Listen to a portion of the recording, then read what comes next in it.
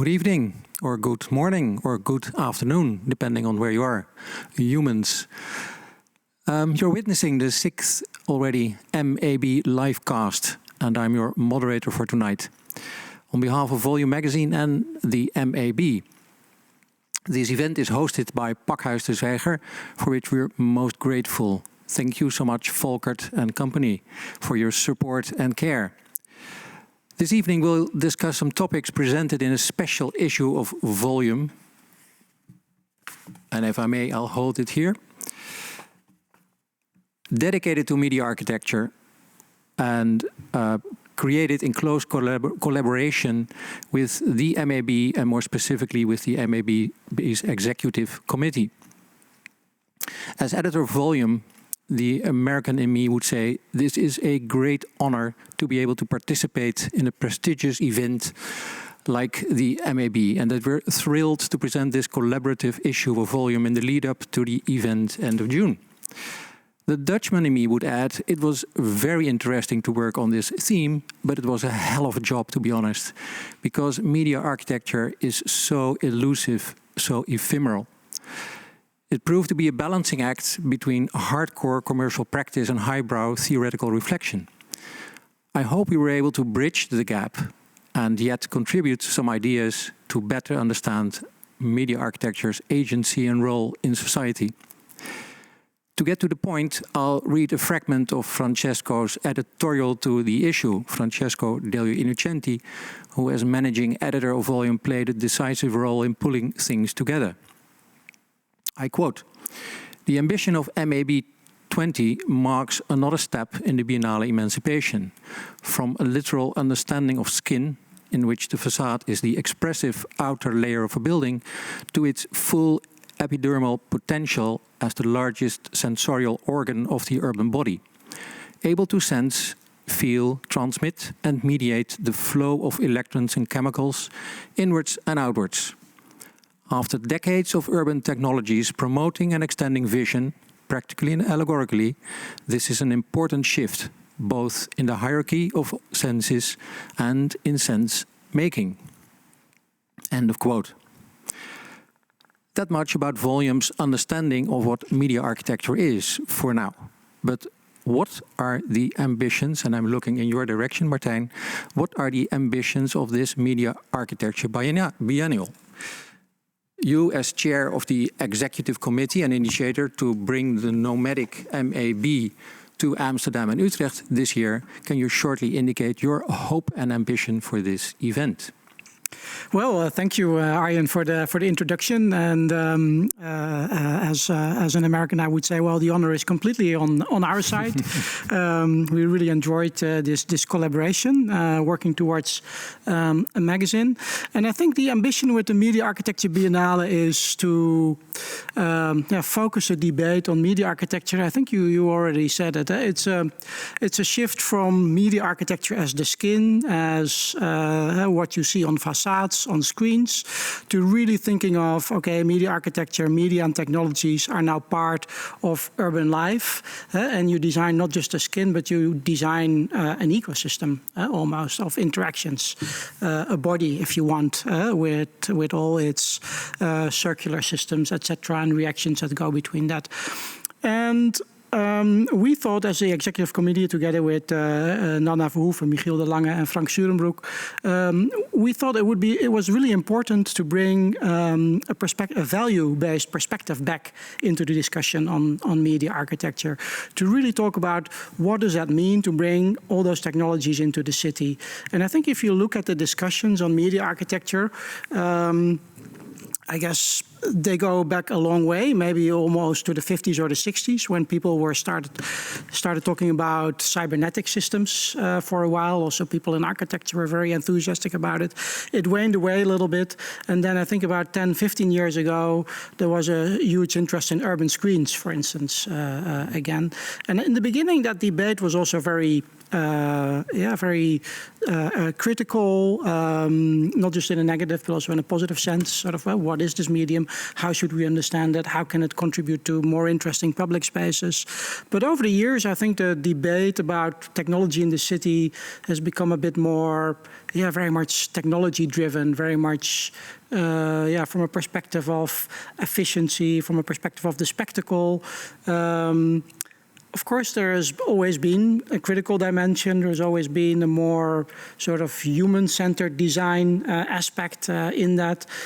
But too often maybe also from a very much of a usability perspective, right? How do we experience it in the here and the now rather than what does it mean for us? So I think the ambition is to bring all those people from different disciplines that are actually working on media architecture, because it's not just architects, it's people from interaction design, from architecture, from all other disciplines who now have to start working together, and that's also really difficult. And how can they work together? What kind of common language do they need? But how can we make sure that when they start discussing the future of the city, they do so from a value-based perspective and use that as a point of departure for the design of media architecture? I think, that was more or less the ambition that we had when we started. Right. And then maybe real short, the title Futures Implied. How did you intend that? Yeah, well, that's sort of related to what I just said before. The point of departure that we started from was technologies are not neutral, right? Technologies are always designed willingly or unwillingly, or whether people realize that or not, from a particular vantage point, from a particular value system. They carry in them a particular future. They have a particular implied future in the way that they are designed and applied. And I think that's what we wanted to bring out in discussions about media architecture. What are those values? What are the futures that are implied in the design of these systems, experiences, interfaces that are brought to the city? Right. That sounds fascinating. So we're all really eager to see more of the event end of June, starting June 24th, if I'm correct? Yes, we start June 24 with a series of workshops for 4 or 5 days, and then June 30th, July 1st, July 2nd, we have a 3-day online conference. Great, great. Well, congratulations already.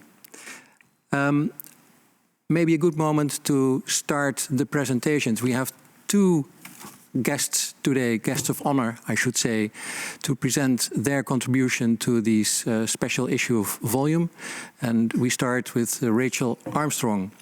And before I do, I have to indicate that you can ask questions to the speakers, to all of them, if you're joining via Zoom. Then you can use the chat function and I'll get your questions here on the iPad and then can pass them on to you guys. Rachel, thank you so much for joining. You will kick off with your presentation, and to introduce you shortly, you're currently juggling, if you allow me, with 2 hats. You're Professor Experimental Architecture at Newcastle University, and you're also visiting professor at KU Leuven, looking into architecture, biodesign and new materialism. That last element is particularly intriguing, I think. But you may hit on that in your lecture. Let's see.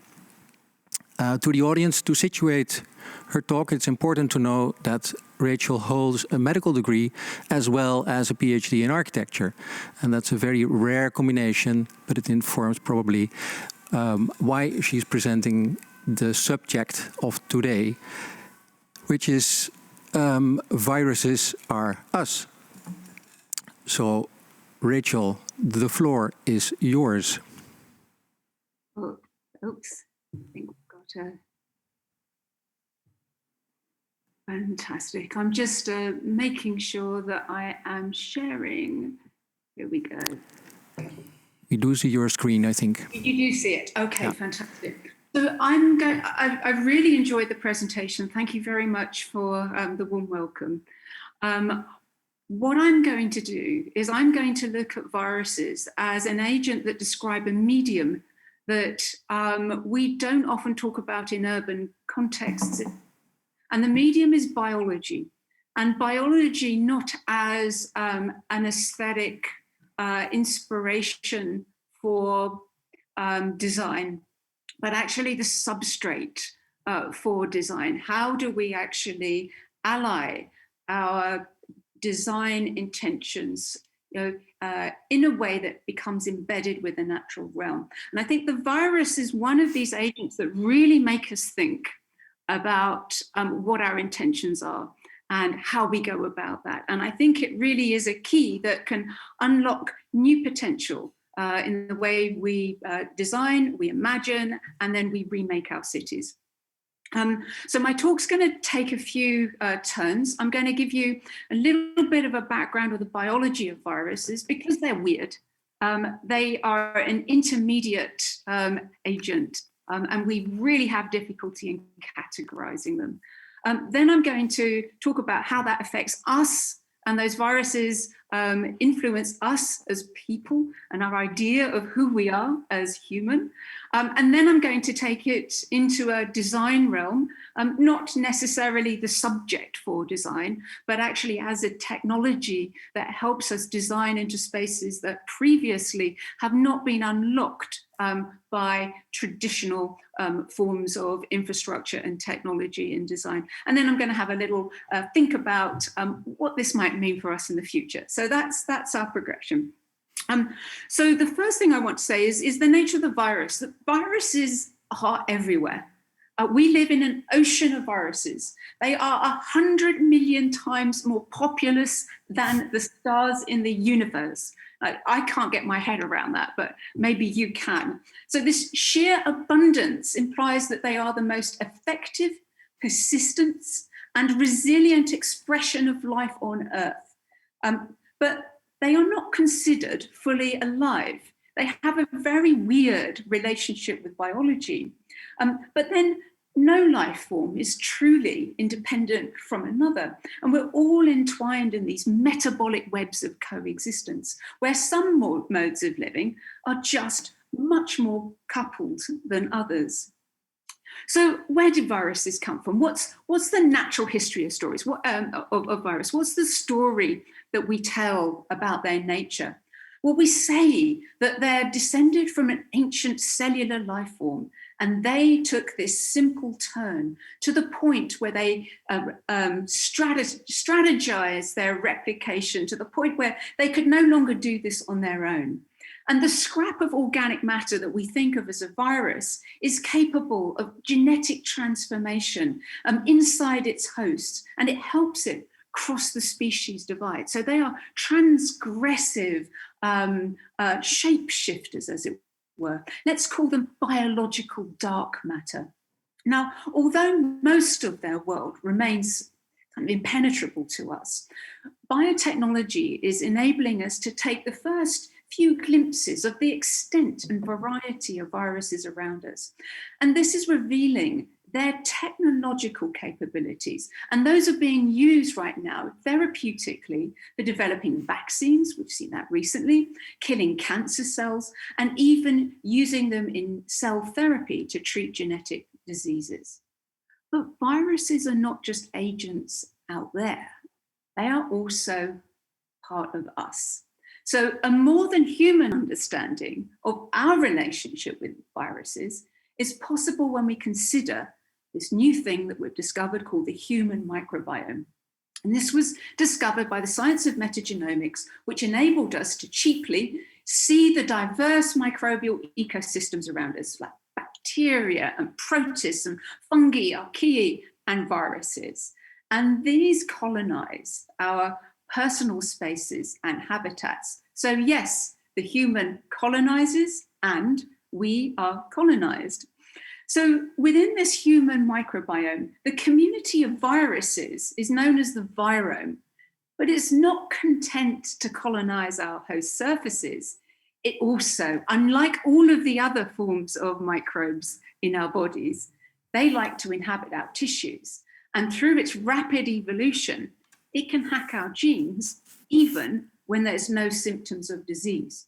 So it plays an active role in key cellular functions like training the immune system and protein expression. So our virome really scripts the story of human survival and adaptation. And in a nutshell, it was responsible for the placenta, but I'll leave that hanging there.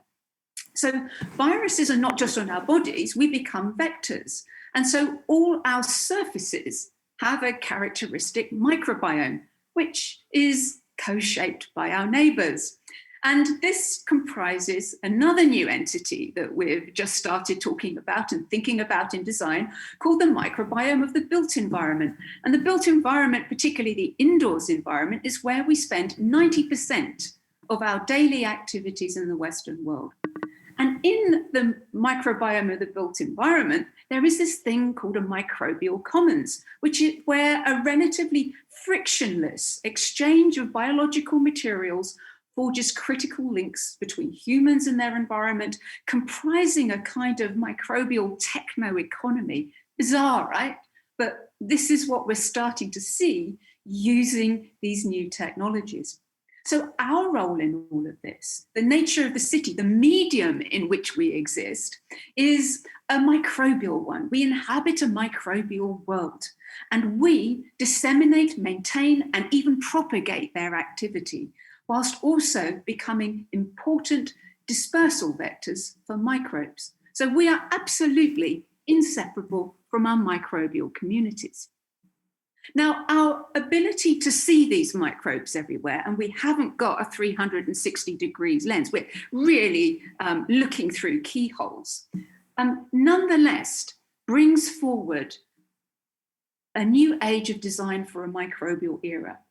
And because they're so tiny and we can't see them with a naked eye, how do we actually start to design with these invisible but potent agents?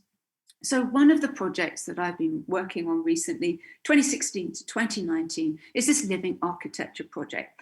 And kind of prosaically, it takes the form of a combined utilities platform for the household, where we can turn waste into a whole bunch of resources like bioelectricity, cleaned water. We can reclaim phosphate from detergents, and we can detoxify the environment. We can metabolize nitrous gases. So all of these things this apparatus can do.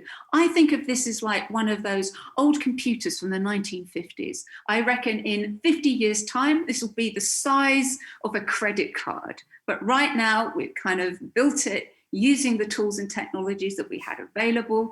And this really is a prototype for what we might call metabolic design. But at the heart of this metabolic design is not thinking about the household for humans, even though we are imagining a circular economy for the household. And this is really important because much of our imagination goes into affecting cities and transforming cities. And that's important because there's a certain economy and a certain investment in there. But I'm really interested in how we empower people through transforming the household and then reactivating the commons through the microbial commons and the metabolic goods that we can exchange through a new relationship with nature. So here we can see the purpose of this apparatus is to generate resource produced by the housework of microbes. That resource can either be safely discharged into the environment or fed back into the household system to feed our activities of daily living, where we necessarily produce waste. And then it is recycled by the strategic actions of different microbes. So how do we start off doing this? Well, we didn't design the household for people first. We designed the households for microbes. So we can think of the apparatus as literally a framework or maybe the infrastructure for a city of microbes. There are three different types here. On the left, we have the microbial fuel cell, a fundamentally anaerobic environment that spits out electrons like poop. We like that, they don't. Then there's the photobioreactor, which transforms light and gas, the carbon dioxide, into biomass, cellulose, and oxygen. And then this weird little house at the end, which is a kind of hybrid space. It's got two floors, let's say. On the top, it's open to light, and we have virally modified microbes there that act like the photobioreactor, so they transform sunlight into sugars, but they do it like Charlie and the Chocolate Factory. The viruses make them overproduce sugar, so these are a sweet factory. They're just generating this energy resource. Now, living below are the workhorse organisms. So these guys we know the genes of, so we can hack those quite easily. But what we've done in this case is we've taken microbes that we know the genes well of, but they don't normally live together in nature. But when we give them enough sugar, they go like on a sugar high and they'll do anything. So we can actually get them to share genes. And when they share genes, we've got a much bigger repertoire for designing with metabolism. And again, all of this is through viruses as the natural predators and maybe sometimes friends of microbes. So I don't want to paint the microbial realm as some kind of utopia. It's a hotly negotiated set of difficult diplomatic relations that are always ongoing. Microbes have to watch their back all the time, but as a collective, they have managed over 3.5 billion years to increase the liveliness of the world. And that's where I think we have great potential to do more interesting forms of co-inhabitation by thinking through and working with microbes. So these are actual photographs of the different bioreactor types. This is the photobioreactor, where we actually developed a new geometry that helped stir the gas with the microbes, so we didn't have to use a pump. This is a simple hack of a Venetian brick to try and show that actually we can make microbial fuel cells out of almost anything, even recycled waste, but they produce electricity. And these are the experiments that led to this kind of complex environment of modified microbes that really we could design metabolisms for. We designed those metabolisms to recycle phosphate from detergents and also to detoxify environments from nitrous gases. So you can kind of think of this almost like a cow stomach, kind of an externalized system.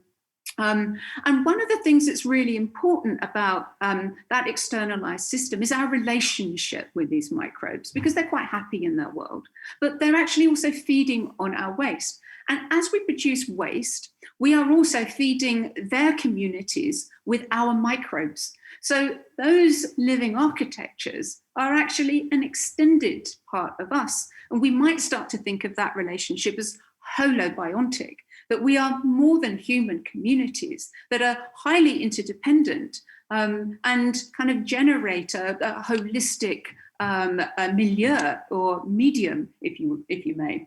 So the Active Living in Infrastructure Controlled Environment, or ALICE project, started to figure out how we might start conversations with microbes. Now, most of the time we'll try and work with microbes using the chemical building blocks that they produce and they use. So we talk chemically with microbes in the laboratory.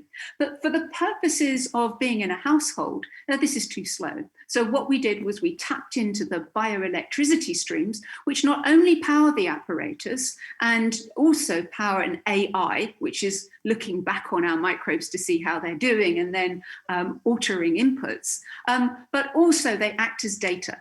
And so using that data, we can, so this was done by Julie Freeman, a TED Fellow, and translating those electron flows into softwares associated with different kinds of animation, in which you can actually go to the internet right now and start to interact with them because there's like this extended cybernetic loop and they're sitting in a laboratory somewhere. And as you interact with them, you can feed them a little bit or you can warm them a little bit and they produce more electricity. And the different animations change their patterns depending on just how happy they are. So this isn't perfect, right? This is really, this world of MOBs is really a sketch of how we might start to better relate to our microbes, how we might actually start to care for them, because they're not that nice to look at when we can see them en masse, because they're that black stuff beneath the kitchen plug, or they're the fuzz on your teeth when you haven't brushed them for a while. So how do we actually create a relatability of something we can't see, and when we do see it, really not that pleasant. But a very interesting thing happened in the development of the living architecture system because we'd used modified microbes. In other words, we'd infected them strategically with viruses to write new genes into them. It meant that we were really cautious about our diplomatic relationship with microbes, and we wanted a lot of backup to make sure that they didn't kind of escape and cause havoc. So part of that strategy was to divide our engineered sequences between different microbial bodies, but another one was actually to think about what was happening in the pandemic when people were sampling waste in order to get population scale data about the prevalence of COVID. And if you think about it, the living architecture apparatus taking waste from our bodies like a little sewage system. And when we make this sewage system circular, specifically through the microbial fuel cell, we can see that it will remove pathogens. So in this work that was done in the University of West of England, if we create a circular loop through the microbial fuel cell, it can remove hepatitis B. Now, this is really interesting when we start to think about the nature of pandemics, because if you remember the advent of antibiotics came from not a human microbial strategy, but a microbial strategy where molds were able to keep away bacterial invasion by the chemicals that they produce. And in the same way, the living architecture is using the natural defense structures and tactics of biofilms to keep out pathogens. So Rachel? Yeah, this is the end bit. Okay, thanks. So essentially all I really wanted to say was that the active design of microbial systems within our indoor spaces establishes neither a position of absolute sterility typical of our reign of hygiene, nor does it impose a condition of antimicrobial life. Our technological engagement with microbiota is an important innovation space whose potential to confer our living spaces with biological resilience is only just being explored. So bioprocessor technologies like living architecture provide a way of working with the invisible realm of microbes, including viruses, that helps us better understand what constitutes a living world, what nature is, and how our actions contribute to its richness and diversity. That's me. Thank you. Thank you so much for this introducing us to this fascinating world of microbes. I haven't introduced the audience to the format of the evening, which is that after the speaker presents his or her paper contribution to the issue, we have a sort of co-referent for a first response or maybe questions. In this case, we invited Ben Schouten to respond to our next guest and Martijn de Waal to Rachel for a first response. So Martijn, can I give you the mic? Yeah, thank you, and thanks, Rachel. That was really fascinating. I really enjoyed the talk, and I think when Arjen asked me earlier about the ambitions for the MAB, I think one of our ambitions is to really stretch up the discussion around media architecture, to look sort of beyond the screen and sort of the technology and the mobile phone, and get people who are working in this field, which is already interdisciplinary, looking even further ahead into to some of the things that you are doing, because I think some really interesting results can come from the matching between those two worlds. And I think already in your work, I think sort of the cybernetic aspects already plays a really important aspect. What you say yourself, what you're doing is metabolic design. And when we talk about media architecture, we often talk about that as a metaphor, but you're not just talking about it as a metaphor. I think there was something interesting you said. It's the design of metabolic systems. There was one thing that triggered me, because I would like to bring in sort of this futures implied, or the value perspective also into your talk. And at one point you said that, well, one of the reasons that we're doing that is because we hope that it can contribute not just to a circular city, but also to reactivating the commons. Can you say a bit more about that?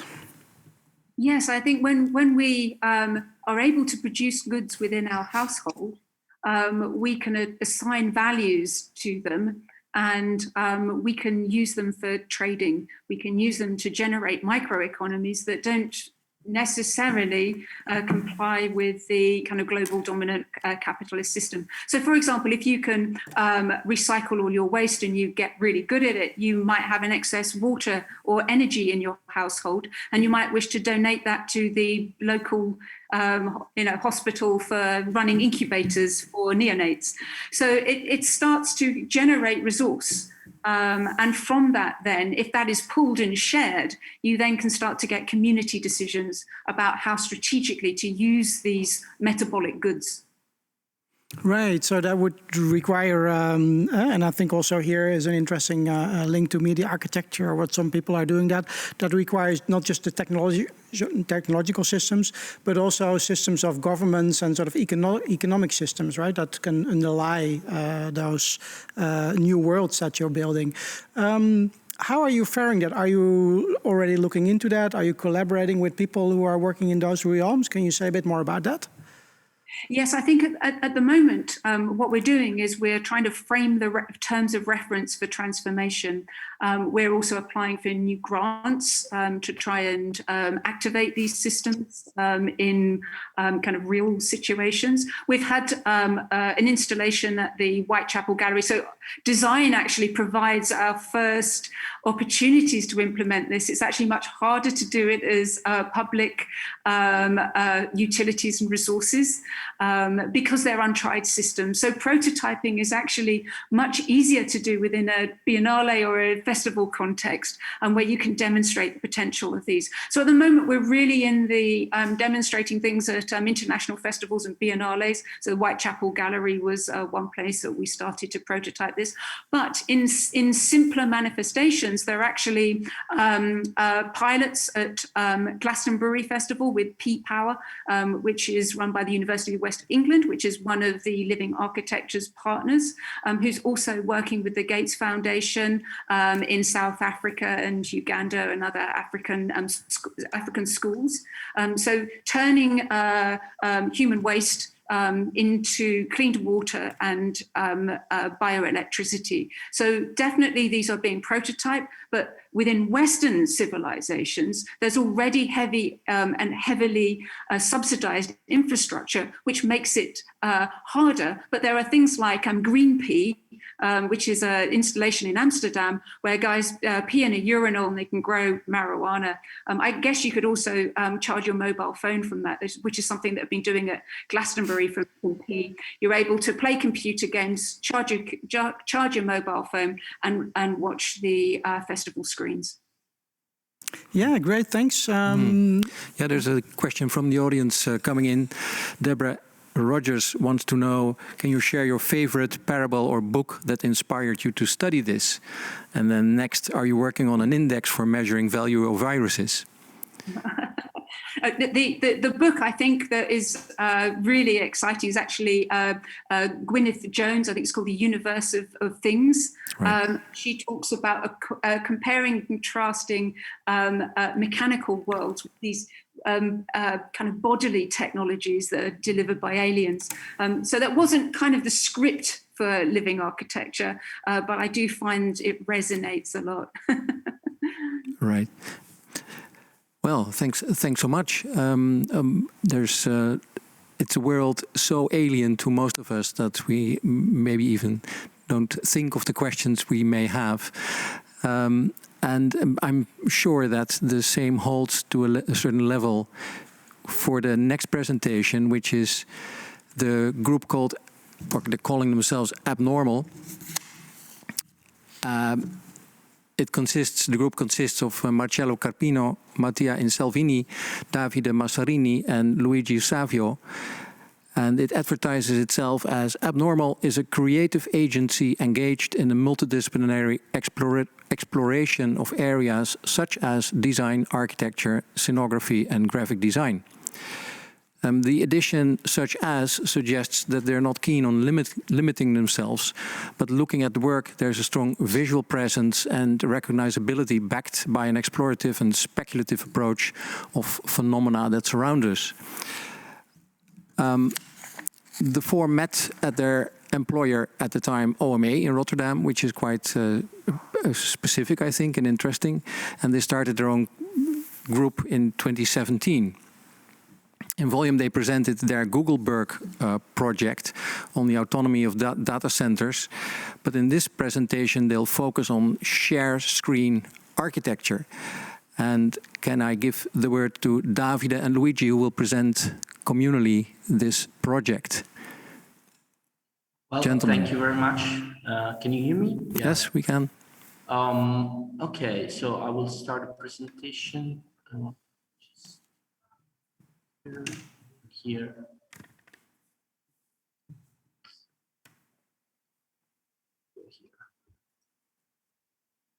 All right. So thank you for the invitation. It's really an honor to be here and to present our work to this audience. And really, I mean, I have to say the presentation before us was very inspiring, and it's really thrilling to see how architecture and biology are melting together in something that appeared to be quite feasible somehow. So our presentation today will instead explore the interaction between technology and domestic space, and it's a very recent studies that we started, and so I will go further. So a little bit about us. We started in 2017 as a graphic novel, and we started as a collective practice that was developing images through digital rendering, using the digital rendering in a not efficient way to produce artifact that was, let's say, collecting all our obsession in images, as you can see in this picture in front of you. Soon enough, we understood that our attitude was reflecting on how technology could be used as an artistic tool to explore how drastically the space we are living today is changing. In the diagram that you have in front of you has been developed by Rainier Bannon. It's quite famous, and it has been designed drawn by François Dallegré for the Rainier Bannon text, "A home is not a house." And we started from this diagram since we think that it's quite telling on how technology, the introduction of technology in the domestic space is reaching a critical level up to the point that the space itself is disappearing. And of course, this was, let's say, an exclamation that was resonating in the 60s with the introduction of the MEP system in the domestic space. We think that this kind of condition today is developing in something else. And we started to study the space of the spectacle, starting with the Radio City Musical, a quite famous project in Manhattan, because we think this is in a sort of way the model of project that inspired the design of the space of the spectacle. So to say a television set and everything that is connected to digital entertainment.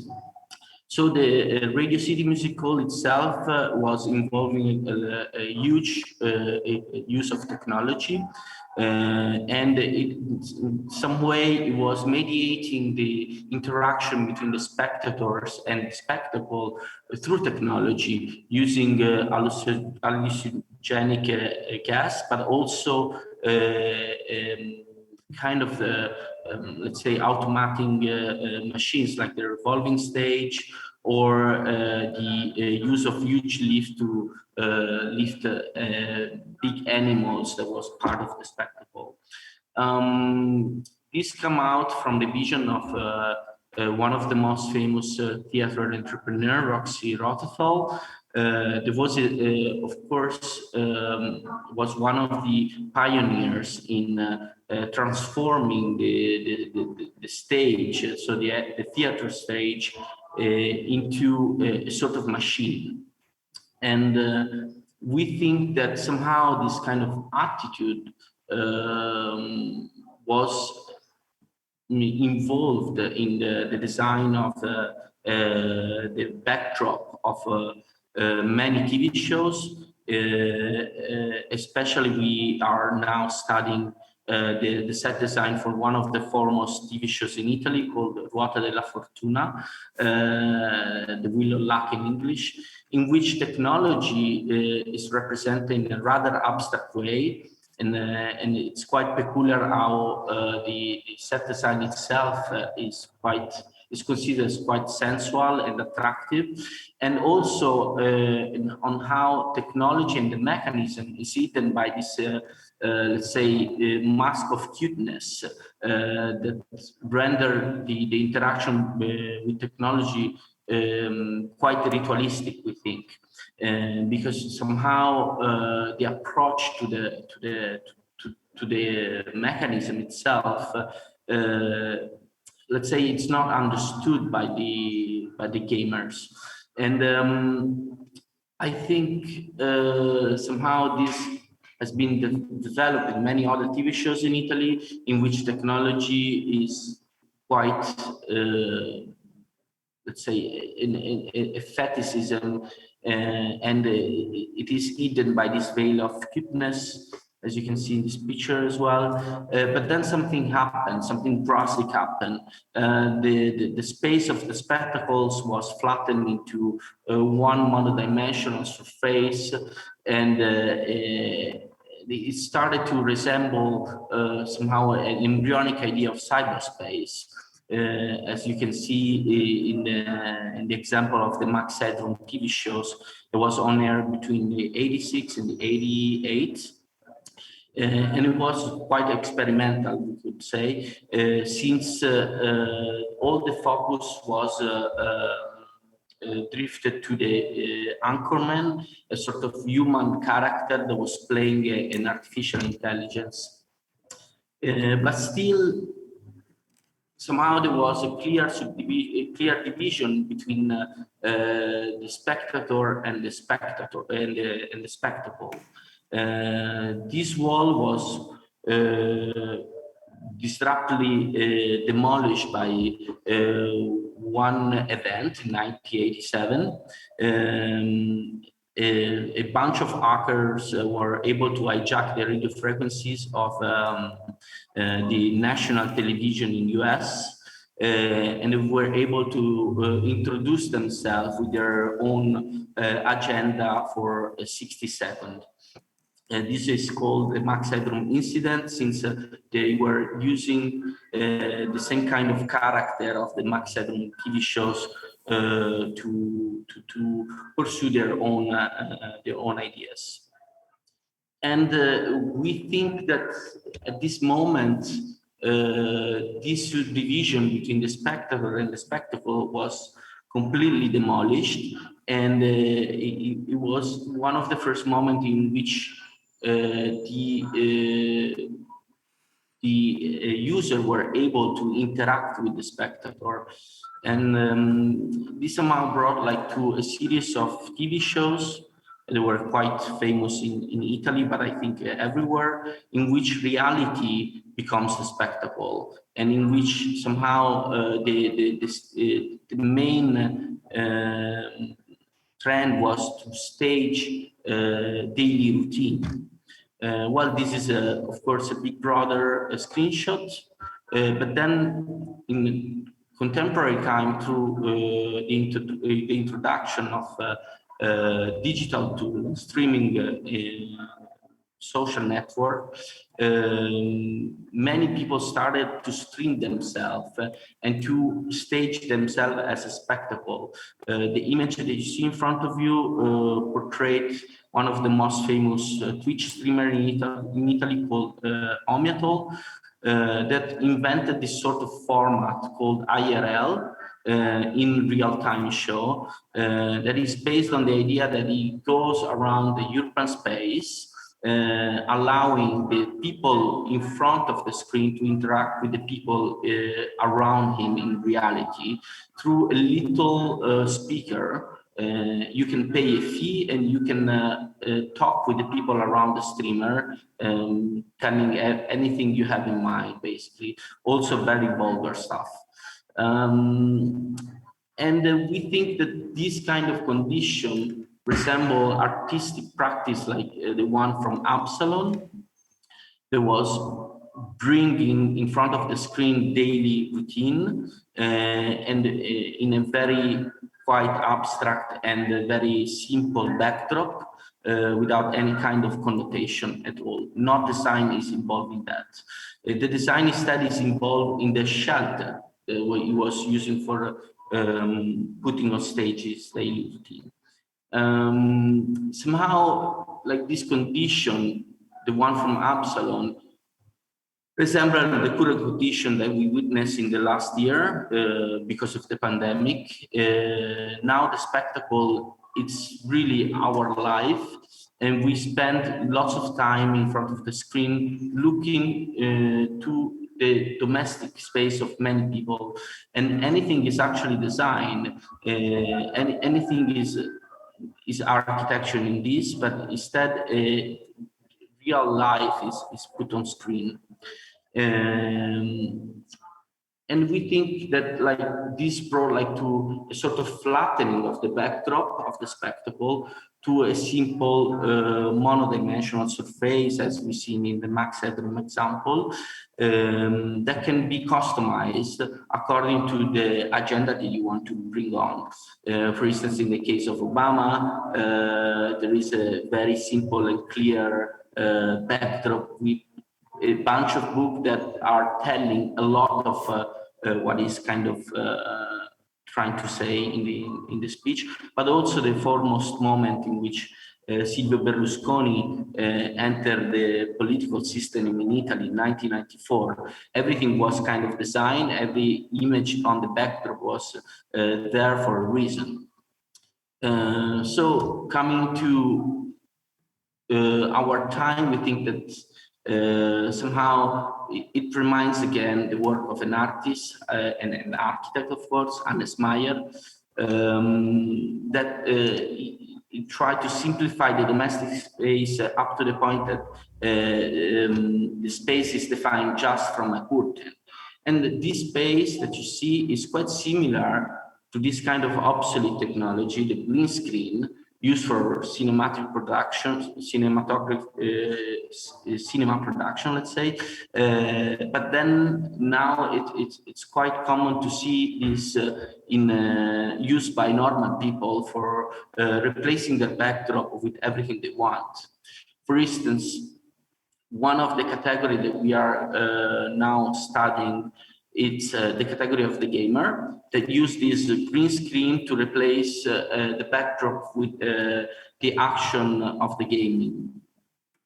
And we started like to develop many projects because we think that somehow this is like a sign of a kind of melting between the domestic space and the space of the spectacle into one single space. So we started like to produce lots of installation like the one that you see here. It's called Chroma, and it's just a set design for a photography studio. We developed also an Instagram filter that was interacting with the blue key, replacing the blue key with our images. Or this one here that was developed together with Angar Bicocca and Uniqlo as a sort of, let's say, 3 days event in which people were asked to bring recyclable clothes or let's say old clothes to be recycled, and they were given in change a green shirt. And together they were performing as a sort of huge human screen in which we were replacing messages telling about the impact of fast fashion in ecology and ecosystem.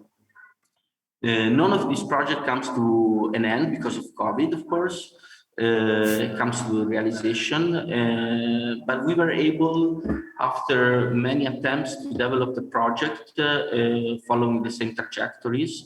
The project is called DICO, comes from dichotomy. And we participate to an open call for the Tbilisi Biennale, and we propose like to put in connection Milan with Tbilisi in a non-stop stream dialogue using a flat surface, a blue screen, in which we ask many artists to perform their artwork, replacing the blue key. This is the pavilion that we built in Biennale, and this is the pavilion that we built in Tbilisi, in a very fantastic location.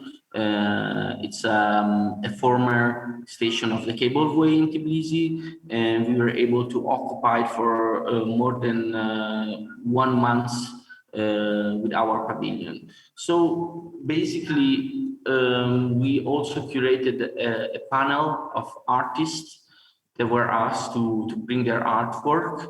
Among them, there are many artists coming from the post-internet movement, like, for instance, David O'Reilly or John Ruffman, or many other among them. Luigi, sorry, Luigi, can you round up, please? Yeah. And but that's one of our last slides. So somehow, like, something weird happened. Like, people were interacting with the screen and performing their own spectacle, becoming the visitor and the spectacle itself, as you can see in these last 2 slides. To conclude, we are now developing many projects for streamer that ask us to customize their own space, because there's this tendency of people to create a space that it's not private anymore, but it's between private and public. Yeah, that's it. Thank you. Thank you so much. Fascinating work. Sorry. So, Ben, can I give you the opportunity to respond to this presentation? Yeah, I find it also very fascinating, and I find it very beautiful. And you know, if I see a lot of things. You use different technologies like rendering techniques, AI, AR, but the way you use it actually, to me, has a certain qualities. You like to inspire, but you also like to question, and you like to speculate. But more or less, in the last also, you like to democratize technology to be used and to invite other people by using blue screens or green screens or whatever. And that, to me, is very interesting. Also, I think the way you presented that, for instance, that technologies can transform, for instance, a theater into a machine, but also technology can change our world, so we can start thinking about different worlds, or preferable worlds, or possible worlds. And that's interesting. And in this case, I think you showed that reality and imagination come very close together, and that it's up to you to choose. And that's an interesting notion, where you open up technology, because what we see now is that technology carries a responsibility with us for the future, for instance. But then the question, which responsibility? And if I now might change a little bit this into a question and introduce myself a little bit, I'm a professor in design. I have many students. My chair is called Playful Interaction, people and my students all want to change the world, and they all want to use technology for it, but they panic because. You know, if they have responsibilities, whose responsibilities? Which responsibilities? To which world? And and this responsibility is difficult. And in this volume I am presented, we also had an addendum which is called Civic Design Education. So in this cahier, we wanted to see about what the technology what the designers should be. So could you give them an advice? That's what I wanted to ask you first, because you seem to take a very free interpretation of technology as an open invitation. But what do we do with responsibilities we find towards the world we live in? I think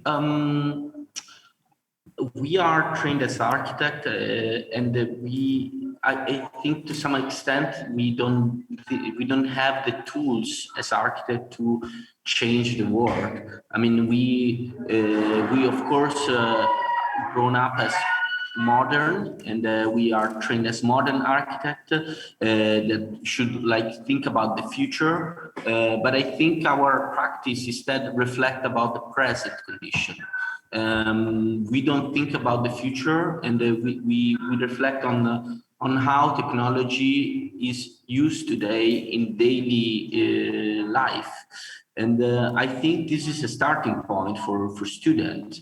I think that the topic should be reflect on what you do every day instead of reflecting on how to change the world. I think there are many other people much more skilled than an architect to do that. I'm not just saying that we are just good designer and we should just do beautiful stuff. But I'm saying that we should be a little bit more modest when we approach to technology.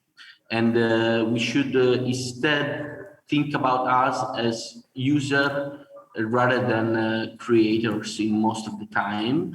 And then from that, thinking about our daily use of technology, maybe we can develop a project.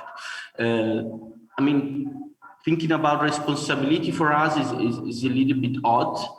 Since we started Abnormal as a sort of therapeutical project for us, because in our profession we are always facing the frustration of the not passing the concept phase, and we collect many formal phantom that never go to the realization moment, and so.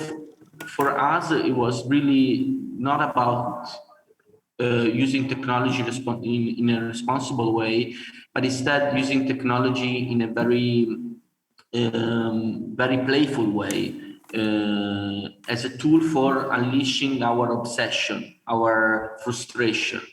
And I mean, from that, we developed this kind of approach that it's really not efficient. We use technology in the most dumb way, we could say, and I think that's what makes us looking beyond architecture, of course.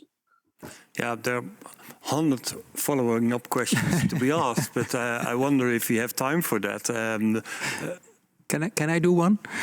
Because in a recent lecture, Luigi, you also described the fear to become obsolete as designer, as a driver for your practice, actually, to be obsolete as a result of digital developments. Are you embracing your enemy now to counter that risk, or what is your position in this? Well, let me just answer in this way. I mean, we started to develop ephemeral project, temporary project, because we love the idea of changing our practice every time we want. Obsolescence gives you this freedom. I mean, if you are an architect and you design a building, that building will list for, which is the, let's say, the expiring date of concrete, for instance. And in Italy, of course, much more, because we don't demolish anything at all. So everything you do will stay. And I think this is a very huge responsibility. And you have to really think a lot before going to the realization process. Instead, like working in set design and art installation gives you the freedom to explore and to be completely genuine when you approach to technology, for instance. I think this is why we think obsolescence. It's actually a good word. I mean, we embrace obsolescence. Fantastic. Ben, maybe a last question? Yeah, maybe a small one first. Is that why you left OMA? And that could be reinterpreted as, for instance, if you say that design means reshaping, for instance, you showed the images of Berlusconi and Obama, giving him changing the reality of what they say and how they look like. How would you think that your work reshapes technology, or what do you want to reshape, or what do you want your impact to be? Our impact, I don't know, really. Honestly, that's a very hard question. I mean, we, as I was saying, we reflect on the present rather than on the future, and that, of course, put us in a position in which we don't think about ourselves in 2 or 3 years from now. I mean, we like to think about ourselves today, and we shape every day what abnormal is. So honestly, I don't really think we should have a huge impact on what urban design is. But maybe we can give let's say a different kind of lecture on how we perceive technology into the architectural design, since we use technology as nothing more than a brick, let's say. And I mean, it's really something that comes in our process right at the beginning, rather than something that is embedded when everything is already settled. And also, I come from a generation that grew up with technology, and we also embrace the aesthetical appearance of technology. We go against the idea of putting technology underneath a mask of cuteness, let's say. So, I mean, yeah, to answer to your question, we don't want to shape any kind of future. We like to present ourselves in this way. I love it. Thank you very much. You're welcome. That's a fantastic statement to end this conversation, because time flies always when things are becoming inspiring or when presentations are captivating. And both your presentations of Rachel and of you, Abnormal, were in that sense very captivating. I'm sure I was fascinated, at least. Thank you so much for being here with us. Thank you so much, Ben and Martijn, for joining this presentation. All information on MAB20 you can find on the MAB20 website, for sure. Do visit, do attend. All information on volume you can find on argis.org. And this was the last live cast for the in the MAB series, but there will be fascinating programs from Pakkers de Zwijger to fill your evenings. So enjoy. Thank you so much for joining.